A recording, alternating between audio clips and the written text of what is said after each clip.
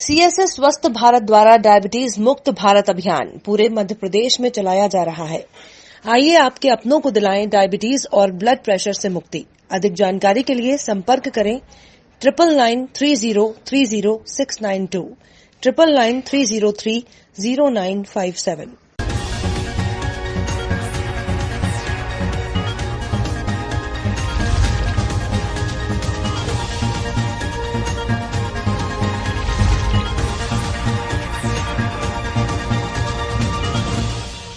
पलेरा थाना अंतर्गत ग्राम बुदौर में बीते रोज तहसीलदार द्वारा अवैध 300 ट्रॉली रेत का डंप जब्त किया गया था, जिसमें रेत माफियाओं के द्वारा रात के समय रेत चोरी की गई थी, जिसका एक वीडियो वायरल हुआ था। जिसके आधार पर खनिज निरीक्षक ने पलेरा थाने में 10 ट्रॉली रेत का अज्ञात लोगों पर एफआईआर की थी।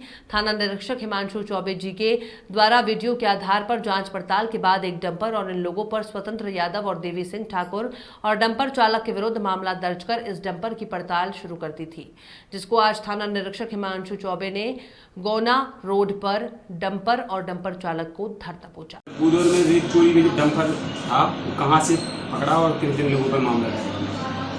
ये खनिज अधिकारी के द्वारा एक अपराध कायम 283/20 अपराध कायम कराया गया था कि एक डंप जो तहसीलदार महोदय द्वारा जब्त किया गया था उसमें से 10 ट्राली रेत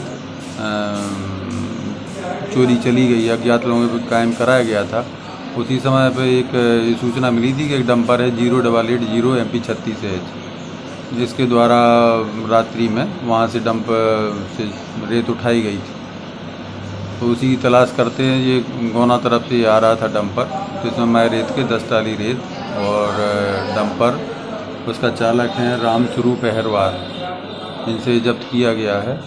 इसमें एक स्वतंत्र यादव, देवी सिंह ठाकुर, इनके विरुद्ध इनकी तलाश की जा रही है, इनके विरुद्ध अपराध।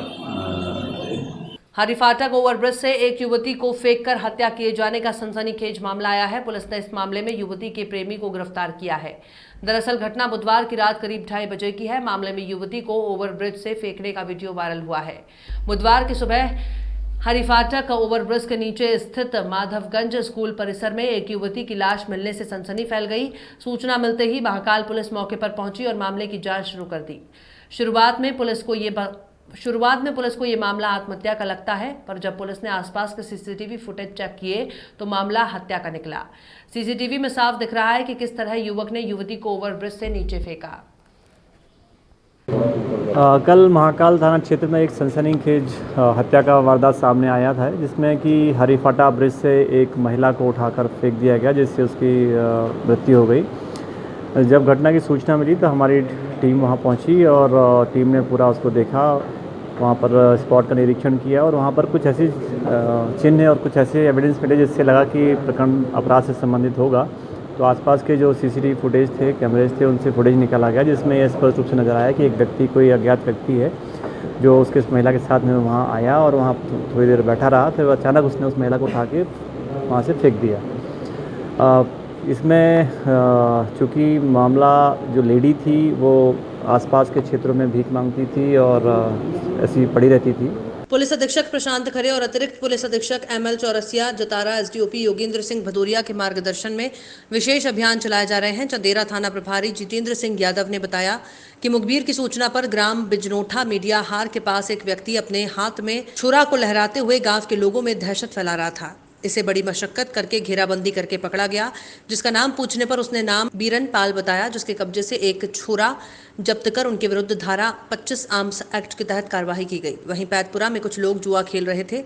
मुखबिर की सूचना पर मौके पर पुलिस बल पहुंचकर 5 जुआरियों को गिरफ्तार किया और उनके पास से 12,050 रुपए और ताश के 52 पत्ते जब्त किए।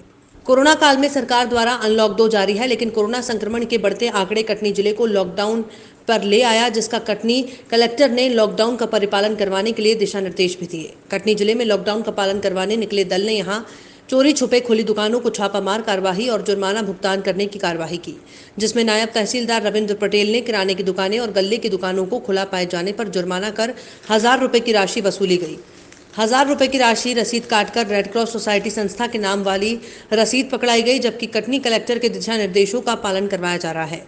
रेड क्रॉस सोसाइटी की रसीद स्वेच्छा से दिए जाने वाले दान फर्द काटी जाने वाली रसीद अब जुर्माना वसूली पर भी किया जा रहा है। हाँ सर, आज जो ये चालानी कार्रवाई की जा रही है कितने दिनों से चल रही है और अभी तक कितना वसूला जा चुका है? जब से लॉकडाउन का आदेश हुआ है माननीय कलेक्टर महोदय द्वारा, तब से कार्रवाई जारी है, लगातार जारी रहेगी जब तक लॉकडाउन रहेगा। आज मैंने जिला चिकित्सालय के आसपास कुछ दुकानें खुली पाई थी सुबह से, यहाँ से मैंने चालानी कार्रवाई स्टार्ट किया। कुछ दुकानें मिशन चौक में मिली खुली, वहाँ भी चालानी कार्रवाई किया। बस स्टैंड के आसपास कुछ दुकानें खुली मिली, वहाँ भी मैंने चालानी कार्रवाई किया।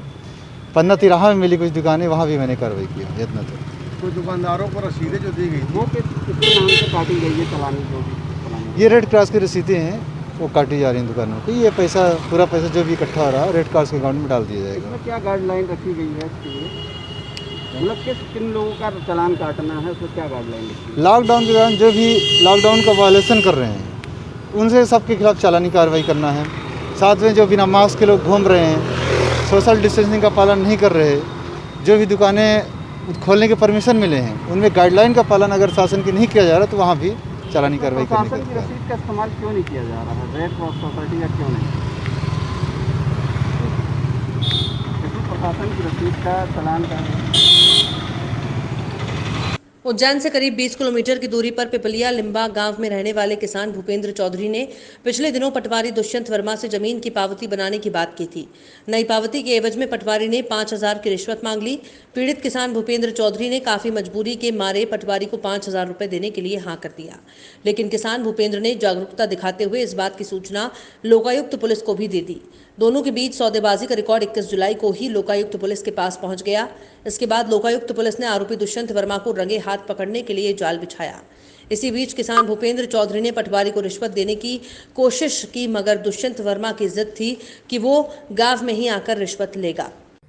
आवेदक भूपेंद्र चौधरी निवासी ग्राम लिम्बा पिपलिया ने दिनांक 22 को एक शिकायत आवेदन पत्र दिया था कि इसकी मां सुमित्रा बाई और पिता जादव सिंह की पुरानी पावती हो गई थी, उसको नई करवाने के एवज में पटवारी दुष्यंत वर्मा पटवारी हल्का नंबर 22 से 7,000 रुपये की रिश्वत की मांग की जा रही है। इस शिकायत का सत्यापन कराया गया, सत्यापन सही पाया गया। पटवारी 5,000 रुपये लेने के लिए सहमत हुए और आज दिनांक 31 को पटवारी दुष्यंत वर्मा वह रिश्वत राशि 5,000 रुपये उनके घर पर लेने के लिए आए और जैसे उन्हें रिश्वत राशि दी उन्हें गिरफ्तार किया गया है। अभी भ्रष्टाचार निवारण अधिनियम के तहत प्रदेश में कोरोना वायरस जैसी गंभीर बीमारी से लॉकडाउन और धारा 144 लगी हुई है, जिसको लेकर कटनी में भी प्रशासन चुस्त नजर आ रहा है। जिला कलेक्टर ने जिले में कोरोना संकट को देखते हुए दिनांक 4 अगस्त तक समूचे जिले को टोटल लॉकडाउन के आदेश पारित किए हैं। आदेश में लॉकडाउन का कड़ाई से पालन के लिए पुलिस को सख्त निर्देश हैं। ऐसे में ग्रामीण क्षेत्रों में प्रशासन के दावे खोखले नजर आ रहे हैं, जबकि कटनी जिले और आसपास के ग्रामों में भी कोरोना पॉजिटिव केस के मामले लगातार सामने आ रहे हैं, लेकिन लोग धारा 144 और लॉकडाउन की धज्जियां उड़ाने में लगे हुए हैं। ताजा मामला कुठला थाना के बिलहरी चौकी अंतर्गत ग्राम पंचायत परोहा पिपरिया का है, जहां खुलेआम सभी प्रकार की छोटी बड़ी दुकानें धड़ल्ले से संचालित हैं और बाजार भी भर रहा है, जिसकी सूचना फोन के माध्यम से बिलहरी चौकी प्रभारी सेल्वराज पिल्लई को दी गई, लेकिन उनके द्वारा ऐसे खुले रहे बाजारों और दुकानों पर कोई कार्रवाई न करना साफ तौर पर कोरोना महामारी को बुलावा देना है। शुक्रवार स्थानीय प्रशासन ने राजस्व, पुलिस विभाग और नगर परिषद के अमले ने कोविड-19 की रोकथाम के लिए नगर के मुख्य मार्गों से होते हुए फ्लैग मार्च निकाला। फ्लैग मार्च के दौरान अनुविभागीय दंडाधिकारी सुश्री शशि मिश्रा, एसडीओपी उमराव सिंह, सीएमओ श्रीमती ज्योति सुनेरे, थाना प्रभारी आशीष तपरे ने नगर में अतिक्रमण फैला हार्डवेयर, किराना दुकानें, हाथ ठेला चालकों को समझाइश देते हुए कृषि मंडी में दुकानें लगाने, बिना कार्य के घर से नहीं निकले, मास्क को जरूर लगाने की और मास्क नहीं लगाने वालों पर चालान करने। नगर में कोरोना वायरस के मरीज बढ़ते जा रहे हैं, इसकी रोकथाम के लिए मास्क, सैनिटाइजर, सोशल डिस्टेंसिंग बनाए रखने का संदेश फ्लैग मार्च के माध्यम से दिया। तो किस तरह की कार्रवाई हुई? आज ये जो फ्लैग मार्च था वो आगामी त्योहारों को देखते हुए और जो मास्क ना पहनने की लोगों में जागरूकता नहीं है उसको बढ़ाने के लिए, साथ ही दुकान में जो प्रोटोकॉल निर्धारित किए गए हैं उनका पालन कराने के लिए, लोगों में जागरूकता फैलाने के लिए ये फ्लैग मार्च निकाला गया था और आगामी त्यौहार के लिए उनको बताने के लिए, जागरूक करने के लिए फ्लैग मार्च निकाला गया था। अतिक्रमण संबंधी अभी उनको सूचना दी गई है, उनको टाइम दिया गया है कि वो अपना हटा सकते हैं, उसके बाद कार्रवाई की जाएगी। कोरोना वायरस लॉकडाउन में प्रशासन द्वारा सभी जरूरतमंदों को समय पर राशन वितरण करने का दावा कर रही है, लेकिन जरूरतमंदों को अभी भी समय पर राशन नहीं मिल रहा। एक महिला राशन कार्ड होने के बाद भी 2 साल से राशन पाने के लिए परेशान है।